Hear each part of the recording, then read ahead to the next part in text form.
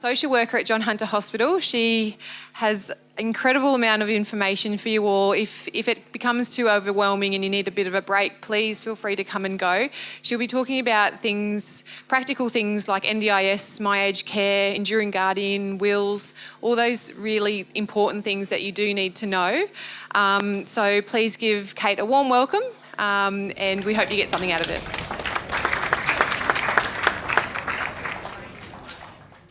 Good afternoon, everyone. Today I'd just like to begin by acknowledging the custodians of this land, the Wabikal people in which we meet, where Aboriginal people have performed age-old ceremonies of storytelling, song and dance and celebration.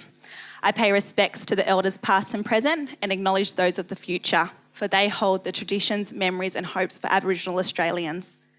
Furthermore, I pay respect to the Wiradjuri people, from the land in which I grew up in Gilgandra, Central West, New South Wales. As Sandy said, my name's Kate and I am the social worker on the neurosurgery neurology ward at the John Hunter Hospital, or better known to Ward G2 to some people. I do have a ton of practical information today, so I'm not going to go through it slide by slide, but I have left some copies on everyone's table. So if you want to grab a copy to take home with the information, that's more than fine. And if I haven't put out enough, just come and grab me at the end and I can send it through email or post a copy in the mail to you. Right. So the contents of my presentation today are going to include a brief summary of the social work role, or at least what it is for myself. I'm going to have a chat about financial assistance that can be available, home care services, legal services, which is going to include planning ahead documents, and some support for carers. So the social work role for myself is an inpatient social work role. So I have an acute purpose for supporting people who come into hospital. So it happens when they get admitted to the neurosurgery ward, and that's usually when they've found out that they have some type of tumour in their head. And I support them in an acute setting through surgery and then through waiting for pathology to come back and having that diagnosis. Then what I do is I refer out to services in the community. So you can access a social worker if you're admitted into any hospital. So if you're at the John Hunter, if you're at the Calvary Mater, Port Macquarie, Coffs Harbour, any of the district hospitals. So if you're at Kurri Kurri or Singleton or Cessnock, Muswellbrook, there's social workers that are available to see you and your family when you're an inpatient. You just either have to ask the nursing staff or one of the other staff on the ward, and they will certainly refer you. So there's also an outpatient social work role as well. So this can be at the oncology clinics. So at the Mater, there is a social work service that come and see people who are attending their oncology appointments.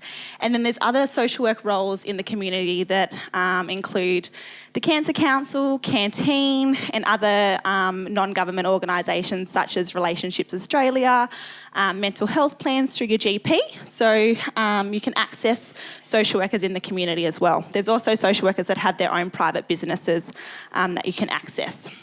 So I've just captured a little bit about what my main purpose is when supporting people who are in hospital. So I have both an emotional support purpose and a practical support purpose. So from an emotional perspective, I work with people a lot around new diagnosis. I work with them around crisis support, so that really pointy end of their admission when they've actually come in and found out why their symptoms are occurring. I provide support around recurrence. So if someone's coming with a recurrence of their disease, I provide support around that. Grief and bereavement support, relationship breakdown, and mental health. So from a practical element, which is probably a really big component of my job, I provide a support around financial assistance, accommodation, home care services, advanced care planning, so that's that legal side of things, employment support and advocacy. So that's just a bit of a summary about what I do day to day and what other social workers who work in a similar role to me also do. So I'm going to begin with financial assistance because I imagine that's probably a really big factor for a lot of people in this room today. People who are living with brain cancer tend to have a huge financial change after diagnosis. So I'm just going to go through a little bit of the supports that are available for that. So I'm going to start with the Cancer Council because they are a fantastic support service for people who are facing financial crisis or need some support around their finances. So there's a financial counselling service that's available. There's also an emergency financial assistance that's available.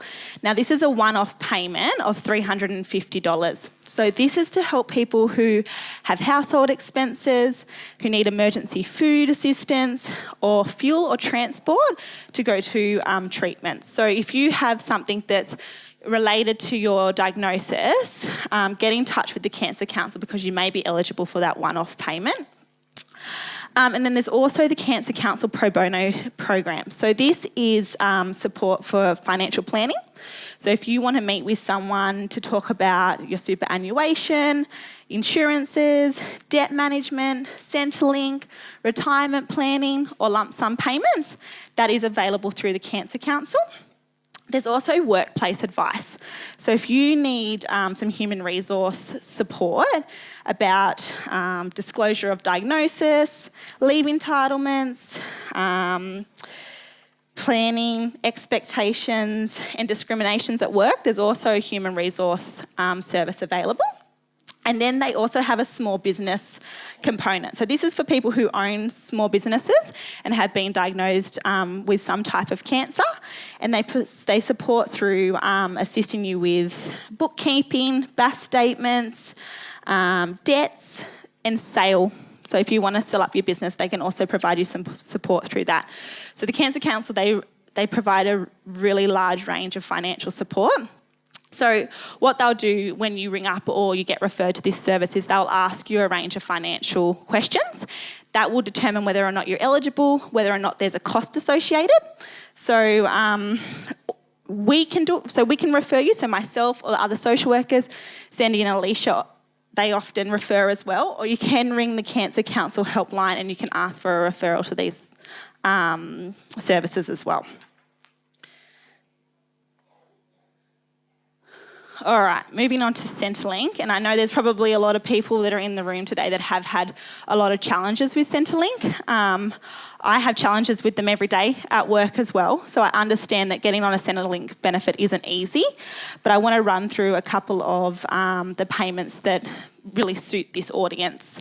So the first one's sickness allowance. So this is a short-term payment and it's for people who have had to take some time from their employment, but they've exhausted all their leave entitlements. This is for people who have the plan to return back to their job. So what you have to do is you have to apply for this payment with some evidence from your employer that you are going to return back to that job, just that you don't have any leave left to use. So it's designed for people who are taking time off work due to a medical condition or treatment for a short-term purpose, okay? The next one is probably the most common. So this is the disability support pension. It's a harder payment to get on. There's lots of evidence that you have to provide. So this is for people who cannot return back to work or can't work more than 15 hours a week. So my suggestion with the DSP is what we call it short, is put the application in and then just to continue adding the documentation, because I'm almost certain that they will bounce back at you and say, you haven't added this, you have to prove this. Put the application in, because lots of the time you'll be backdated, so you'll get paid from the time that you've started your application. So just keep adding to your evidence. It's a difficult payment to get on, but it really is worth it because it's equivalent to having a job. So it will help with, paying your day-to-day expenses. So the carers payment, so this is for all of our carers in the room. So the carers payment is designed to mimic someone who is providing full-time daily care.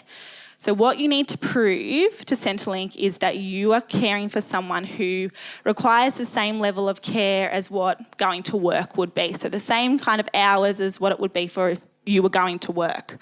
So with this payment as well, Centrelink needs some really concrete evidence, and they will do their own investigations as well, and determine whether or not you're eligible to receive the payment.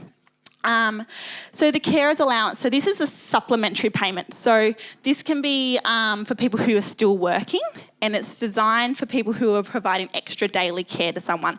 So if you're caring for someone who's still quite independent and doesn't need that full-time care, but needs, some help day to day, you're entitled to getting this payment. Now, the 3 previous payments there means an assets tested. So Centrelink will ask you for an outline on your finances and your assets to determine whether or not you're eligible for these payments. The carers allowance, it isn't assets tested. Okay, it is incomes tested though, so it is a combined taxable income of $250,000. So the threshold's quite high. It's not a huge amount of money for the carers allowance, but it is a little bit. And then people who receive the carers payment and the carers allowance, so you can receive both. If you get the carers payment, you'll get the carers allowance as well. And then for both of these payments, you're entitled to a carers supplement payment annually. So that will be a payment that goes into your bank account once a year, and the amount you get paid is dependent on how much care you provide. So Centrelink and the Department of Human Resources, they decide what your payment is for that. I think probably my 2 tips for Centrelink is if you're a local and you need help with Centrelink or you're hitting barriers, go to the Charlestown office. So they have lots more people that are actually on the floor. So you're not going to walk in and be shoved onto a computer to try and work your way through it. They have people that are on the floor and behind the desks a lot more than the other local offices. And they also have a social work support. So if you're in some type of financial crisis, you can book in at the Centrelink at Charlestown and see a social worker. So they're really good, and I communicate with the social workers there all the time. They're very knowledgeable. We have a direct line from the hospital, so they're very used to working with people who are dealing with financial crisis because of a medical condition. So that would probably be my tip. And the other one is download the Centrelink app on your phone. It's really handy for keeping track of where your application's up to. They tell you where they're up to in processing. You can upload all your documents by taking a photo, and it converts it into PDF. That goes straight to Centrelink, and they get alert saying that you've uploaded documents. So if you've put your application in, but you go and see a doctor a week later and they write you a letter, you can actually upload that to the app. Centrelink get a notification saying, we've received new evidence, and they will add that to your processing. So download the application. That's probably the best thing that you can do. All right, so superannuation. So there's a few different reasons why you can get early release of super, but I've just focused on these 3 because they're probably the most appropriate for this audience. So early release for a terminal medical condition. So this is where you have to prove that your life is going to end within 24 months. You need 2 specialists to sign off saying that that's the case, all right? You contact your super fund and you ask for the paperwork to get sent out in the mail. There's a medical component that the doctors can fill out as well, and then there's a component that you fill out. So fill it out and get it sent in. I've seen quite quick turnarounds. You girls seen quite quick turnarounds. And we can advocate as well for it to get reviewed quickly. The other one is on compassionate grounds. So this is quite specific. So you have to prove why you require this release. So it can be for medical costs, pharmacy costs, treatment costs, home modification. So if you have to change your home because it's dependent on your, new function, then you can apply for that as well. And it's also for palliative care. So if you're paying for your own palliative care, you can apply for early release based on compassionate grounds. The other one is financial hardship. So to apply for this, you already have to be on Centrelink for 26 weeks. So you have to be receiving a Department of Human Service payment for 26 weeks before you can apply for this one. And you have to prove that why you need it meets reasonable and immediate living expenses, okay? I think that the thing that I really wanted to focus on though with superannuation today is about beneficiaries, binding beneficiaries. So you have to update your beneficiary every 3 years. And some super funds, they can actually choose how often you have to update it. So they can say that you have to update it every 12 months. If you don't update it, it gets cancelled out. So then you won't have a binding beneficiary in place. And it's really important that you do have it in place, because if you do pass away, it leaves so much uncertainty for your loved ones on who's going to be entitled to your superannuation.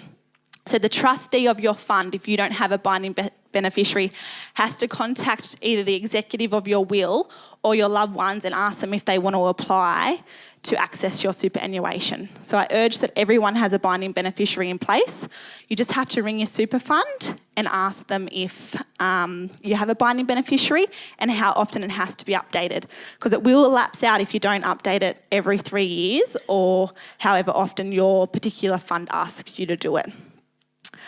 Wanted to touch on insurances. So some super funds actually have insurances attached to them that people don't know that they're paying into.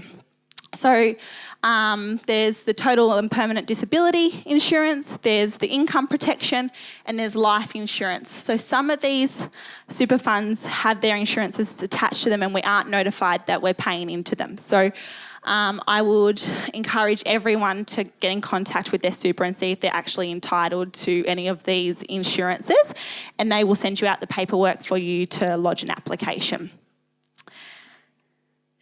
So the number I put here on the bottom, the ATO superannuation inquiries, this 131020 number, I call them all the time. They're really, really good. So they explain things in quite lay terms. I've always had a good experience. The wait time isn't too huge, and they seem to have a lot of time a day for you as you're trying to sift through all of this super stuff that we're trying to work out. So give them a call. They're really good. All right, home care services. Sorry, I'm just trying to rush through because I know that I've got lots of information. But if you do want to see me at the end, come and chat. I'll be hanging around. So the National Disability Insurance Scheme. So this is a new scheme for people under 65 years of age that require some assistance with their day-to-day care. Us working in the medical profession haven't had much success with NDIS. So there's a bit of some barriers with disability versus medical. So lots of people that we work with get knocked back because NDIS don't see their medical condition as a disability. So when you apply for NDIS, the first point of call is ringing the National Disability Insurance and asking for paperwork to get sent out in the mail. So they'll send you out an initial form, which is called an access request form. On that form, there's lots of different boxes about different day-to-day living, so self-care and self-management and mobility, communication and learning, that they want you to fill out. So either you can fill it out and have it signed by a doctor, or your doctor can fill it out with you. The thing that I probably really want to point out is that you have to focus more on how your diagnosis has impacted your day-to-day life. Don't really talk about the diagnosis. There's a tiny box at the top that says, what's your disability? Put it in, but don't talk about it again because they will knock you back. You have to focus on how your diagnosis, how the brain cancer has impacted your day-to-day life. So if it's impacted your mobility, talk about how it's impacted it. We need to talk about what the disability is. Then you submit it and they've got 25 to 28 days to get back to you with an acceptance or a decline to the scheme. You're probably going to get declined. That's been our experience nearly every time. I've got a couple of people over the line, but the wording has to be really, really particular. You have to say that it's permanent. So you have to prove that even if you're having treatment, it's permanent, because they will knock you back. If they find out that you're having treatment, they'll say that it's not necessarily permanent. So you need a good doctor to write a letter that really explains that what your diagnosis is permanent, and the function that you live with day to day is permanent. All right? So state that it's permanent and talk about how it impacts your day-to-day function. I wanted to talk about local area coordinators. So this is a new concept that's being rolled out. And what it is, it's people who are funded by St Vincent's de Paul to work with people who are starting to get on the scheme. So they will meet you at your house, at the hospital, in cafes. They're a free service, and they talk to you about what NDIS is, why it would be good for you, and how you apply, and some tips and tricks on people who are living with medical conditions, how they get over the line.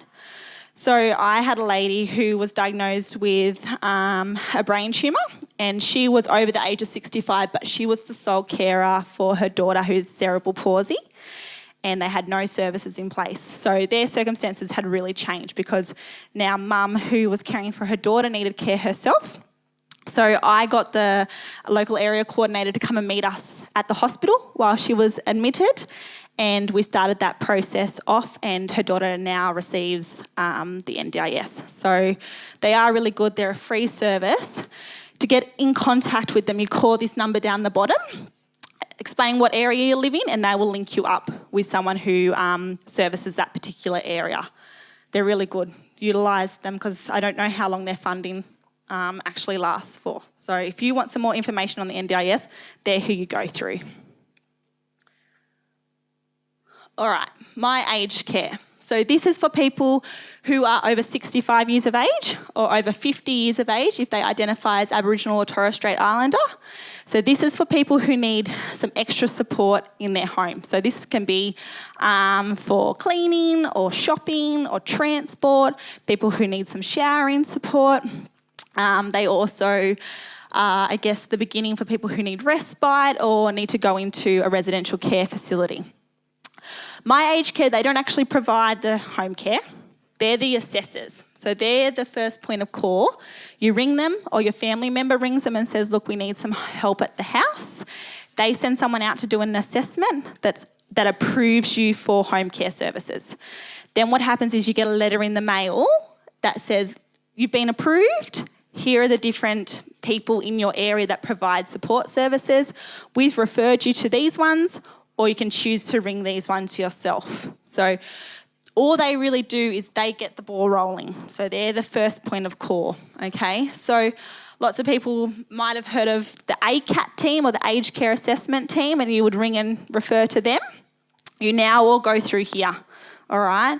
And in my presentation today, I haven't really spoken about ACAT, but if you do want to know more about respite or how you go into a nursing home, ask at the question time or come and see me at the end, and I'm more than happy to explain it to you because it is all through my aged care now. You don't directly ring ACAT anymore. All right, so if you want some help at the home, some services, this is where you call. You call my aged care and they get the ball rolling. I think my tip probably for my aged care is if you ring and you find that the person who's answered the phone isn't very helpful, politely end the conversation, wait 5 minutes, ring back. 99% of the time I get a really good one the next call. Yeah.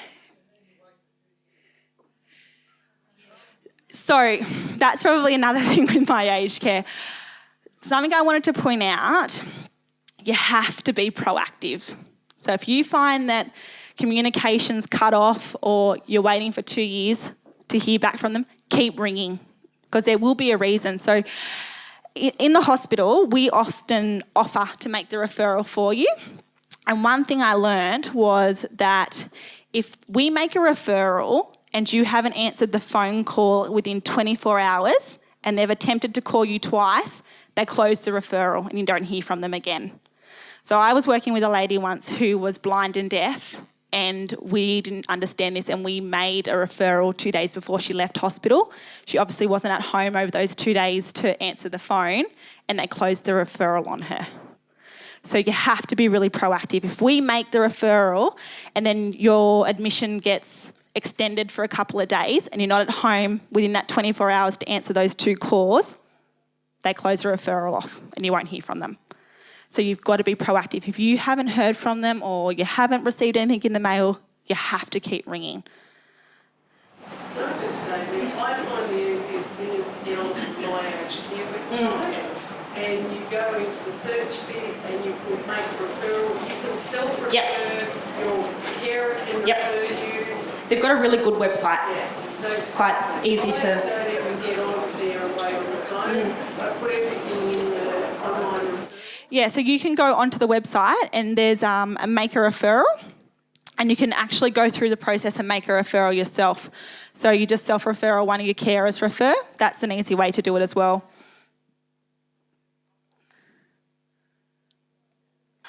All right. So I'm going to talk a bit about planning ahead. So these are legal documents that you put in place for planning ahead purposes.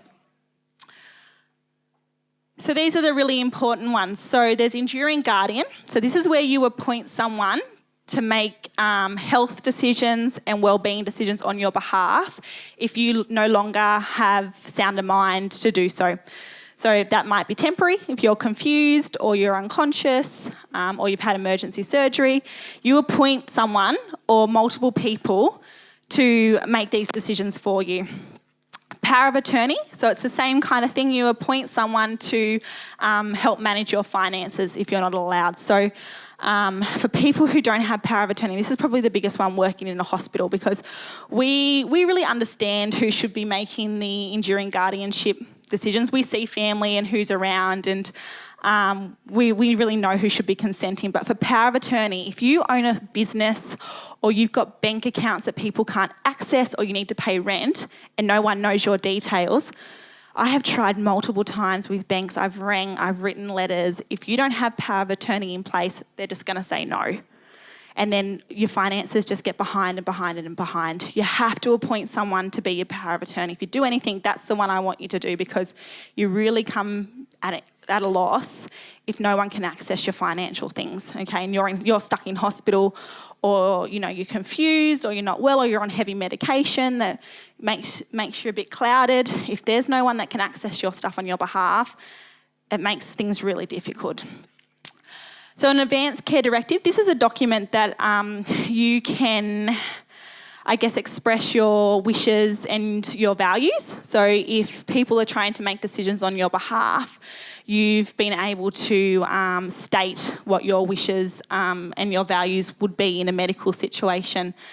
We keep them on file. If you bring them in to hospital, we put them on your file as well. So if you come back for another admission, they're there ready for us to see. And then making a will. Everyone should have a will in place as well, just so it doesn't leave any uncertainty once we pass away, for people trying to work through your assets. So getting these services in place. So the Cancer Council, again, they have a pro bono program for legal advice.